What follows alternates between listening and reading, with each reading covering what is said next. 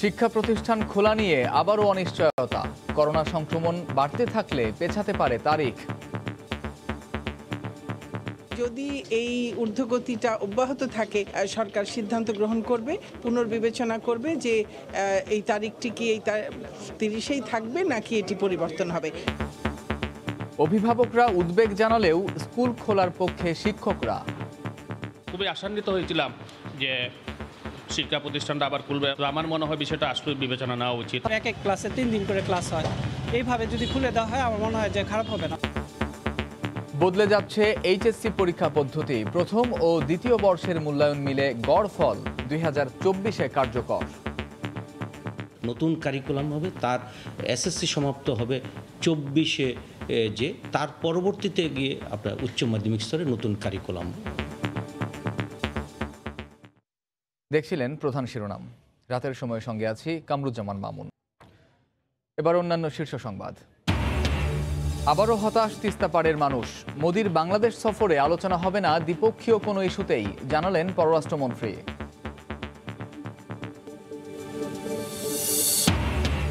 17 March থেকে টানা 10 দিন বিকেলে রাজধানীর প্যারেড গ্রাউন্ডে মুজিব শতবর্ষের অনুষ্ঠান। থাকবেন বিদেশি সরকার ও রাষ্ট্রপ্রধান। সর্বোচ্চ 500 অতিথি সমাগমের আয়োজন। নির্দলীয় সরকারের অধীনে নির্বাচনের দাবিতে সবাইকে এক হওয়ার আহ্বান মির্জা ফখরুলের। কোনো ইস্যু না পেয়ে ঠুনকো বিষয়ে আন্দোলনে বিএনপি, মন্তব্য ওবায়দুল কাদেরের।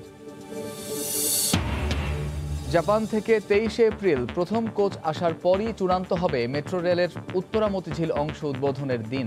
দ্বিতীয় অংশেও বসে গেছে প্রায় সব পিলার। এবং অভিনেত্রী রোমানার 28 বিয়ে। ফেসবুকে প্রেমের ফাঁদে ফেলে হাতিয়ে নিয়েছেন প্রবাসীদের কোটি কোটি টাকা, জড়িত পরিবারও।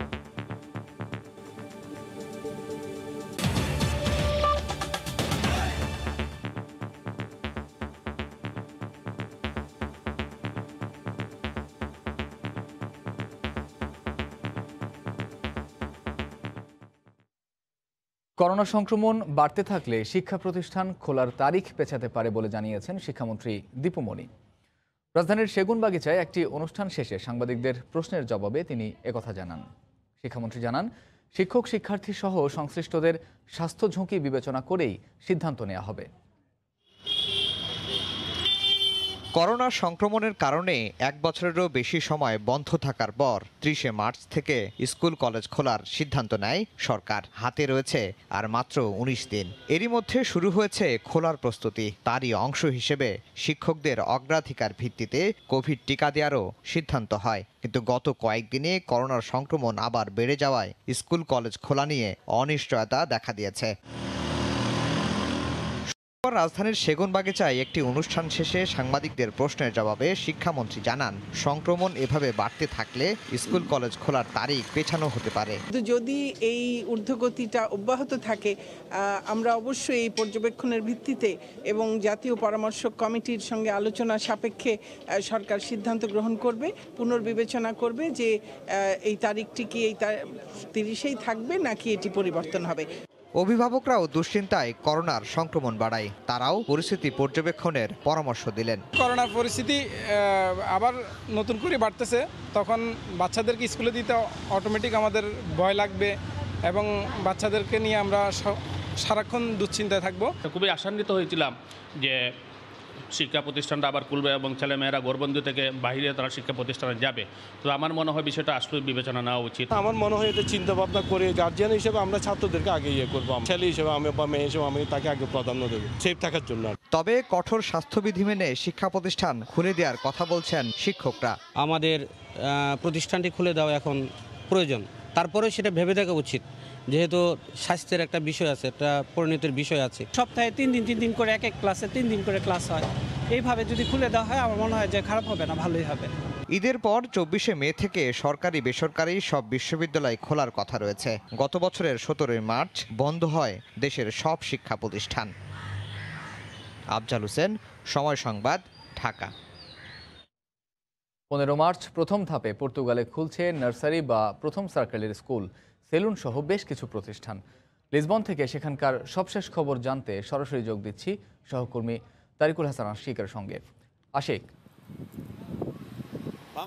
মঙ্গলবার দ্বিতীয় মেয়াদে রাষ্ট্রপতি হিসেবে দায়িত্ব গ্রহণের পর কিন্তু বুধবার জরুরি অবস্থা বাড়ানোর প্রস্তাব দেন রাষ্ট্রপতি মার্সেলো রেবেলো ডি সাউজা এবং আমরা দেখেছি যে বৃহস্পতিবার প্রধানমন্ত্রী আন্তোনিও কস্তা কাউন্সিল মিনিস্টার সহ বিভিন্ন রাজনৈতিক দলের সাথে বৈঠক করে তারপর ধীরে ধীরে লকডাউন উঠানোর একটি পরিকল্পনা কিন্তু গতকালকে জানিয়েছেন এবং এই পরিকল্পনায় কিন্তু 15ই মার্চ থেকে 4টি ধাপে বাস্তবায়ন করা হবে এবং প্রথম ধাপে প্রাক প্রাথমিক বিদ্যালয় এবং সেলুন পার্লার সহ বেশ কিছু প্রতিষ্ঠান কিন্তু সীমিত পরিসরে খুলে দেওয়ার যে পরিকল্পনার কথা প্রধানমন্ত্রী জানিয়েছেন এবং পরবর্তীতে অর্থাৎ 15 দিন পর অর্থাৎ 2 সপ্তাহ করে যেই নিয়মটা দেওয়া হয়েছে এবং 2 সপ্তাহ পর বিভিন্ন প্রতিষ্ঠান ধীরে ধীরে খুলে দেওয়া হবে অর্থাৎ প্রথম এই 15ই মার্চের যে প্রতিষ্ঠানগুলি খুলে দেওয়া হবে পরবর্তীতে আরও কিছু প্রতিষ্ঠান খুলে দেওয়া হবে এবং মেতে গিয়ে বড় বড় প্রতিষ্ঠান যেগুলি রয়েছে সেগুলি খুলে দেওয়ার যে পরিকল্পনা সেই পরিকল্পনার কথা প্রধানমন্ত্রী আন্তোনিও কস্তা গতকালকে জানিয়েছেন তো এরই মধ্যে কিন্তু একটি আশা সঞ্চার হয়েছে প্রবাসীদের মধ্যে অর্থাৎ ধীরে ধীরে লকডাউন উঠে যাচ্ছে সেটি এবং আমরা দেখেছি যে ছোট ছোট প্রতিষ্ঠান যে প্রতিষ্ঠানগুলি কিন্তু দীর্ঘদিন ধরে বন্ধ ছিল বা সীমিত পরিসরে তাদের ব্যবসা পরিচালনা করছিল সেই প্রতিষ্ঠানগুলি কিন্তু এই 15ই মার্চের পর খুলে যাচ্ছে এবং সেটিও কিন্তু বেশ কিছু নিয়মকানুনের মধ্যে দিয়ে খুলছে সেটি যেরকম হচ্ছে যে কাস্টমাররা ভিতরে প্রবেশ করতে পারবেন না বাইরে থেকে কিন্তু তাদেরকে কেনাকাটা করতে হবে এবং দোকানদার যারা থাকবেন তাদেরকে ভিতর থেকে সার্ভ করতে হবে এছাড়া মুদি দোকান যেভাবে চলছে সেগুলি কিন্তু সাপ্তাহিক ছুটির দিনগুলি ছাড়া এবং অন্যান্য দিনগুলিতে কিন্তু রাত 9টা পর্যন্ত খোলা রাখা যাবে এছাড়া স্পেনের সাথে যে বর্ডার বন্ধ সেটির ব্যাপার কিন্তু এখনও কোনো সিদ্ধান্ত কিন্তু আসেনি অর্থাৎ স্পেনের সাথে থাকা বর্ডার এখনও বন্ধ রয়েছে বা বন্ধ থাকবে পরবর্তী ঘোষণা না দেওয়া পর্যন্ত তো এই ছিল মামুন পর্তুগাল থেকে লকডাউন ধীরে ধীরে তুলে নেওয়ার যে পরিকল্পনা সেটির সবশেষ খবর মামুন পর্তুগালের লিসবন থেকে যোগ দিয়েছিলেন সহকর্মী তারিকুল হাসান আশিক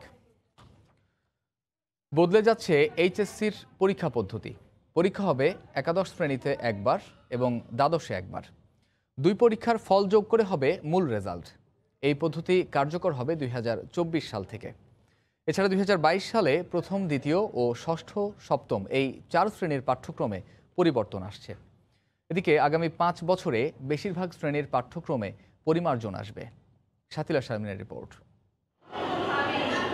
পরিবর্তনশীল বিশ্বে প্রায় 5 বছর পর পর পাঠ্যক্রমে আসে পরিমার্জন এদেশেও কয়েক দশক ধরে চলছে শিক্ষাক্রমে নানা পরিবর্তন ও পরিমার্জন 1995 সালের পর 2012 যে শিক্ষাক্রমের আলোকে নবম শ্রেণীতে বিজ্ঞান মানবিক ও ব্যবসায় শিক্ষা 3টি শাখায় ভাগ হয়ে যায় তবে সবশেষ 17 সালে শুরু হওয়া পরিকল্পনায় দশম শ্রেণী পর্যন্ত একই পাঠ্য বইয়ের কাজ চলছে সেক্ষেত্রে শাখা ভাগ হবে উচ্চ মাধ্যমিকে জাতীয় শিক্ষাক্রম ও পাঠ্যপুস্তক বোর্ড চেয়ারম্যান জানান এর ফলে 2024 সাল থেকে বদলে যাচ্ছে এসএসসি পরীক্ষা বদলের কাজ চলছে এইচএসসি পরীক্ষার মূল্যায়ন পদ্ধতিরও নতুন কারিকুলাম হবে তার এসএসসি সমাপ্ত হবে 24-এ যে তার পরবর্তীতে গিয়ে আপনার উচ্চ মাধ্যমিক স্তরে নতুন কারিকুলাম শিক্ষাক্রম পরিবর্তন ও পরিমার্জনে শহর গ্রামের শিক্ষা প্রতিষ্ঠানের বৈষম্য যেন আরও না বাড়ে সে বিষয়ে সতর্ক করেন শিক্ষাবিদরা প্রাথমিক পর্যায়ের শিক্ষার্থীদের শুধু পুঁথিগত বিদ্যা নয় তাদেরকে মেধা ও মননের বিকাশের জন্য সহশিক্ষা কার্যক্রম সহপাঠ কার্যক্রম তাদের দৃষ্টি আকর্ষণ করতে হবে উপর থেকে সিদ্ধান্ত চাপিয়ে না দিয়ে মাঠ পর্যায়ের বাস্তবতার আলোকে পরিকল্পনা প্রয়োজন বলে পরামর্শ তাদের গ্রামেগঞ্জে যারা ছাত্রদের পড়াচ্ছে তাদের মতামতটা কিন্তু তাদের প্রতিনিধিত্ব কিন্তু এখানে কেউ করছে না যার ফলে দেখা যাচ্ছে যে শিক্ষার ক্ষেত্রে যে সিদ্ধান্তগুলো হচ্ছে সেই সিদ্ধান্তগুলো অনেকটাই আমলাতান্ত্রিক হয়ে যাচ্ছে নতুন সময়সীমা অনুসারে 23 সালে তৃতীয় চতুর্থ পঞ্চম এবং অষ্টম নবম শ্রেণীতে 24 সালে দশম এবং 26 সালের মধ্যে দ্বাদশ শ্রেণীর নতুন বইয়ের কাজ শেষ হবে শাতিলা শারমিন সময় সংবাদ ঢাকা ভারতের প্রধানমন্ত্রী নরেন্দ্র মোদীর ঢাকা সফরে তিস্তা ইস্যুতে কোনো আলোচনা হবে না সাফ জানালেন পররাষ্ট্রমন্ত্রী ডক্টর আব্দুল মোমেন শুধু তিস্তাই নয় ভারতের প্রধানমন্ত্রীর এই সফরে বাংলাদেশ ভারত অমীমাংসিত দ্বিপক্ষীয় কোনো ইস্যুই আলোচনার টেবিলে গড়াবে না বলেও জানান তিনি নরেন্দ্র মোদীর সফর পুরোটাই হবে স্বাধীনতার সুবর্ণ জয়ন্তীর উৎসব উদযাপন পানির বদলে ধুধু বালিতে ঢাকা তিস্তা পানি শূন্যতার ক্ষতিকর প্রভাব পড়ছে উত্তরের জনপদ আর সেখানকার মানুষের জীবন জীবিকার ওপর তিস্তা নদীর পানি বন্টন নিয়ে প্রতিবেশী দেশ ভারতের সঙ্গে 1983 সাল থেকে দর কষাকষি চললেও সুরাহা হয়নি আজও।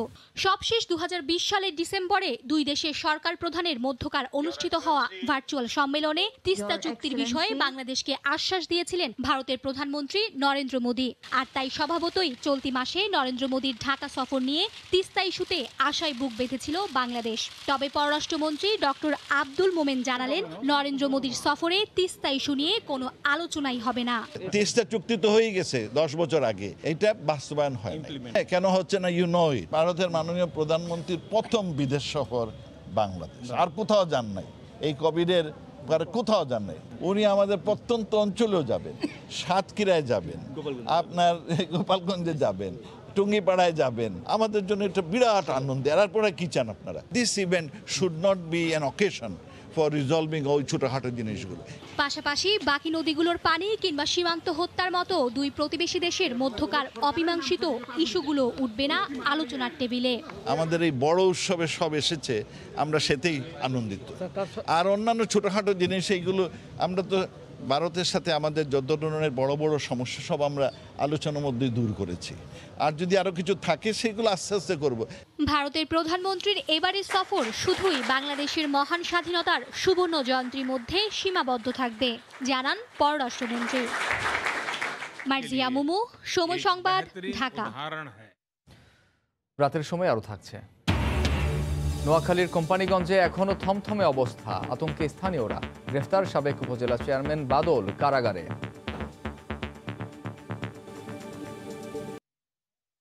17 মার্চ থেকে 26 মার্চ টানা 10 দিন প্রতিদিন বিকেলে রাজধানীর প্যারেড গ্রাউন্ডে আলাদা থিমে হবে মুজিব শতবর্ষের অনুষ্ঠান।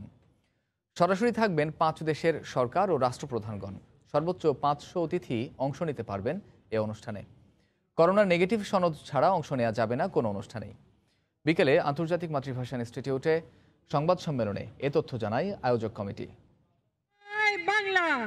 কথা ছিল 1 বছর আগেই সাড়ম্বরে জাতি উদযাপন করবে স্বাধীন দেশের স্থপতি বঙ্গবন্ধু শেখ মুজিবুর রহমানের জন্মশতবার্ষিকী।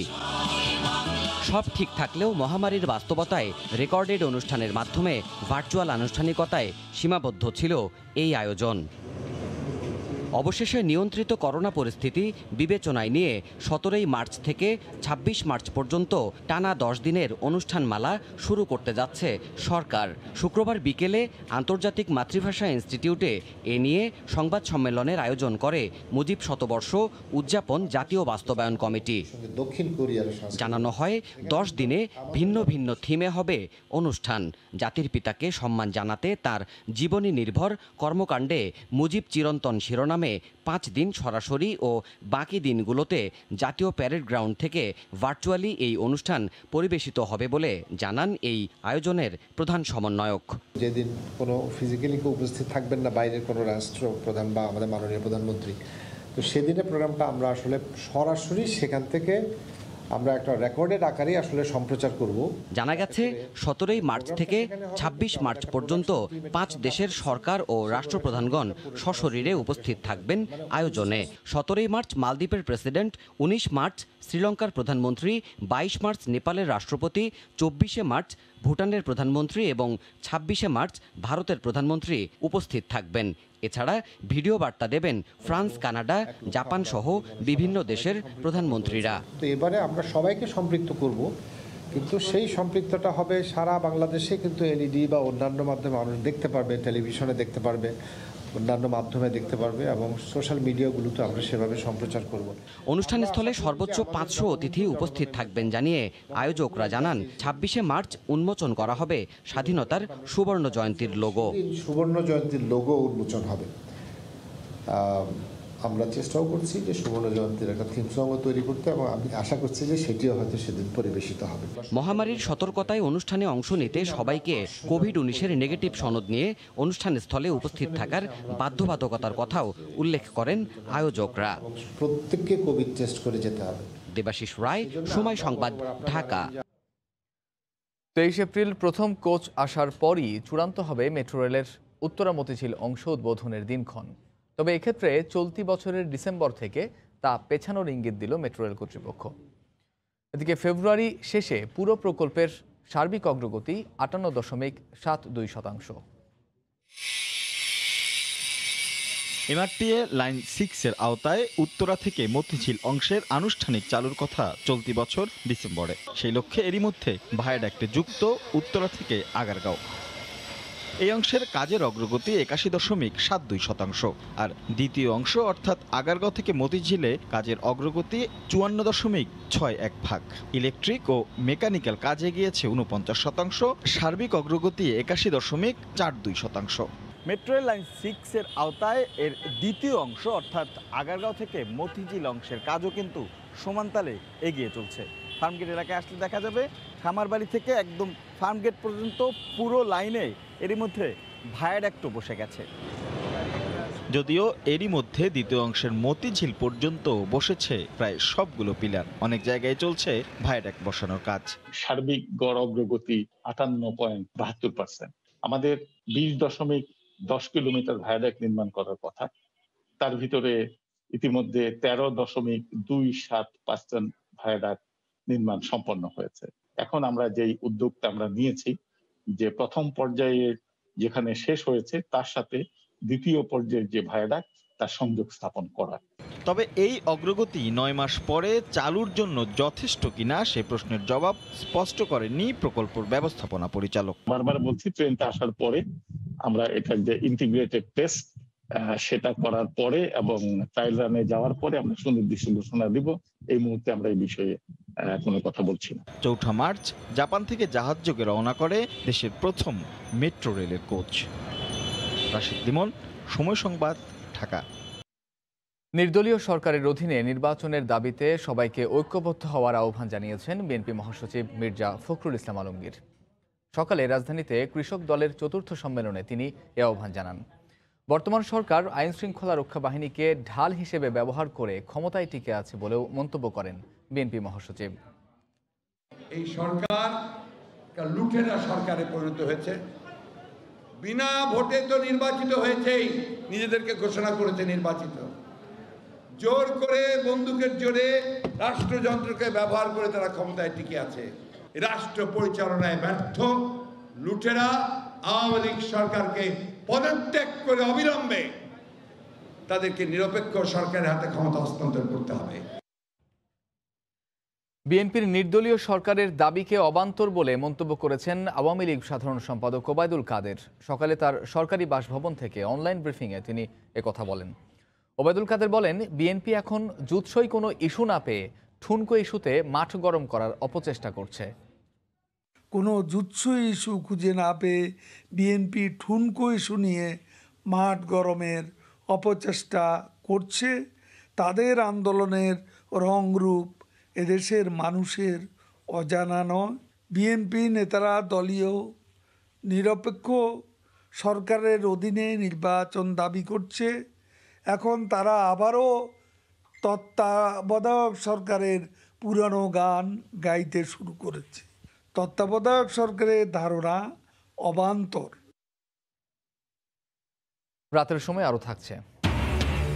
নারায়ণগঞ্জে সিটি ইকোনমিক জোনে বিশ্বের সবচেয়ে বড় ফ্লাওয়ার মিলের যাত্রা শুরু। পণ্য উৎপাদন থেকে পরিবহন সবই হবে স্বয়ংক্রিয়ভাবে। কর্মসংস্থান হয়েছে 1,500 কর্মীর। নোয়াখালীর বসুরহাটে মঙ্গলবারের সংঘর্ষের জেরে এখনও থমথমে অবস্থা বিরাজ করছে। বিভিন্ন স্থানে আইনশৃঙ্খলা রক্ষা বাহিনীর সদস্যরা নিয়োজিত থাকলেও আতঙ্কে রয়েছেন স্থানীয়রা।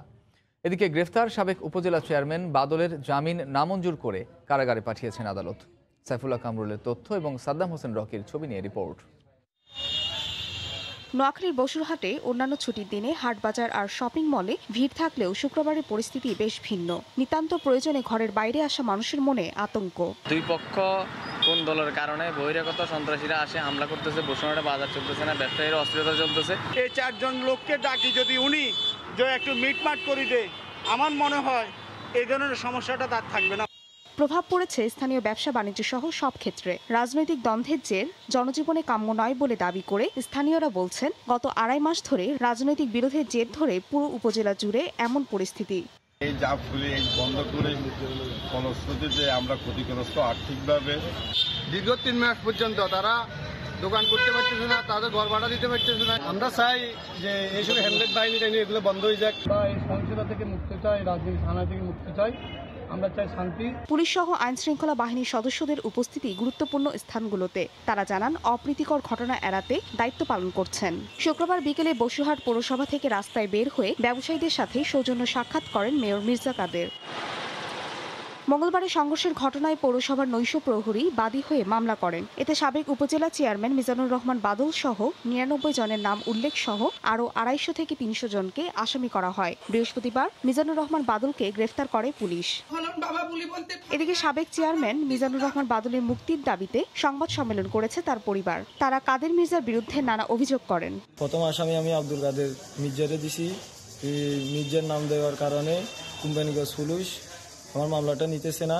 মিজানুর রহমান বাদলকে আপনারা অবলম্বনে মুক্তি দেন।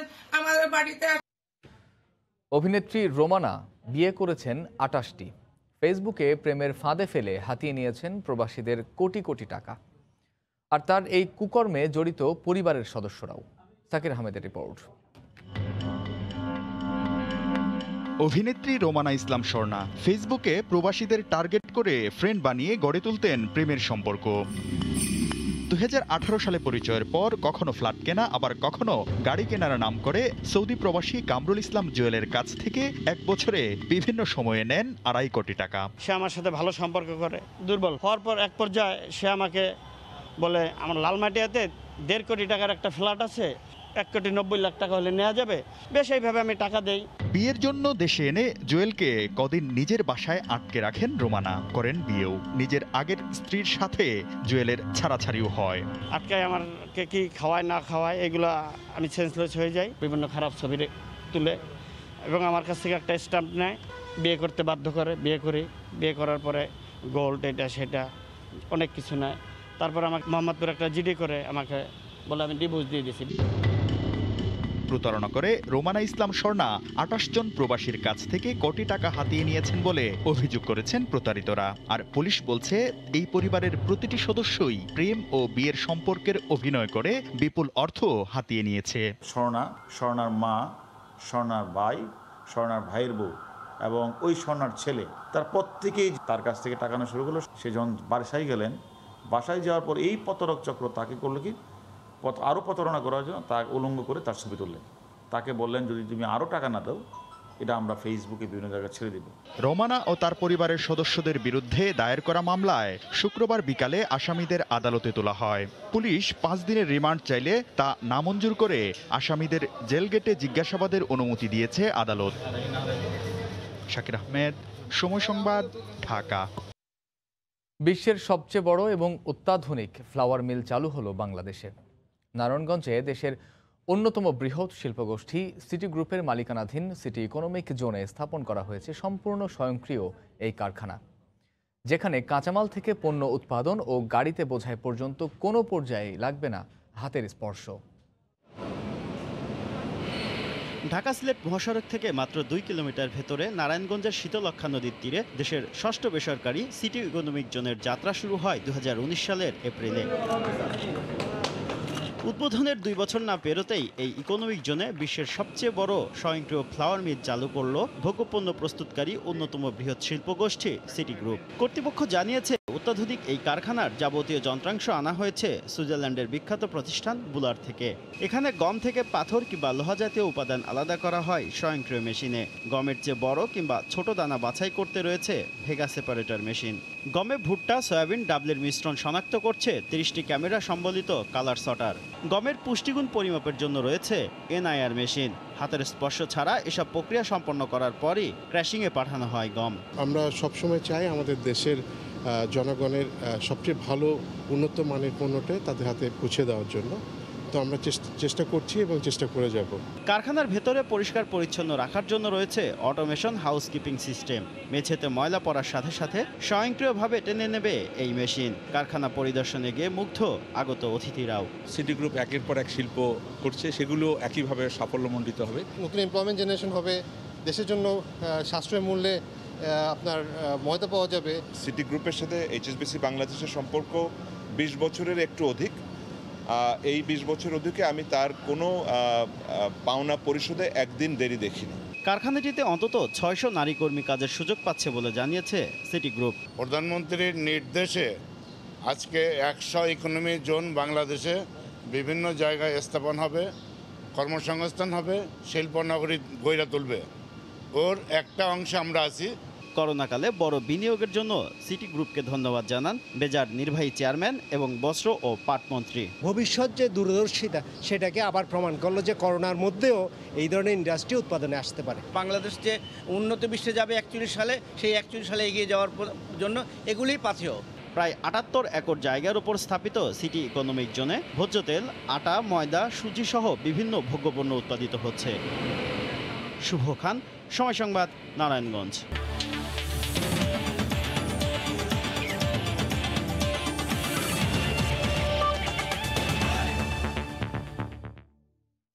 স্বাধীনতার 50 বছর পূর্তি উপলক্ষে ভারতীয় প্রধানমন্ত্রী নরেন্দ্র মোদীর সঙ্গে বাংলাদেশে আসবে ভারতের কাবাডি দলও।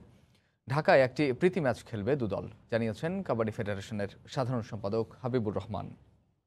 ইন্ডিয়ান অ্যামেচার কাবাডি ফেডারেশন থেকে বাংলাদেশ কাবাডি ফেডারেশনকে একটি প্রস্তাব দেওয়া হয়েছে যে স্বাধীনতার 50 বছর পূর্তি উপলক্ষে এবং আমাদের জাতির পিতা বঙ্গবন্ধু শেখ মুজিবুর রহমানের জন্মশতবার্ষিকীর যে অনুষ্ঠানের পরিক্রমা চলছে তার সাথে সেটিকে একটি আনন্দঘন রূপ দেওয়ার জন্য ইন্ডিয়া বাংলাদেশ যে ফ্রেন্ডশিপ ম্যাচ নরেন্দ্র মোদীর আগমন উপলক্ষে সেটিতে হয়তো মাঠে গড়াবে এবং আমরা আশাবাদী এবং আমরা করার জন্য সম্পূর্ণভাবে। এ পর্যায়ে শীর্ষ সংবাদ জানিয়ে দিচ্ছি আরেকবার। শিক্ষা প্রতিষ্ঠান খোলা নিয়ে আবারও অনিশ্চয়তা। করোনা সংক্রমণ বাড়তে থাকলে পেছাতে পারে তারিখ। বদলে যাচ্ছে এইচএসসি পরীক্ষা পদ্ধতি, 2024-এ কার্যকর। আবারও হতাশ তিস্তাপাড়ের মানুষ। মোদির বাংলাদেশ সফরে আলোচনা হবে না দ্বিপক্ষীয় কোনো ইস্যুতেই, জানালেন পররাষ্ট্রমন্ত্রী।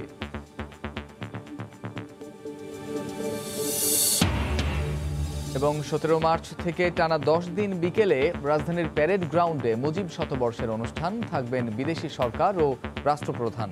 সর্বোচ্চ 500 অতিথি সমাগমের আয়োজন। এই ছিল রাতের সময়ে, সঙ্গে থাকুন সময়ের।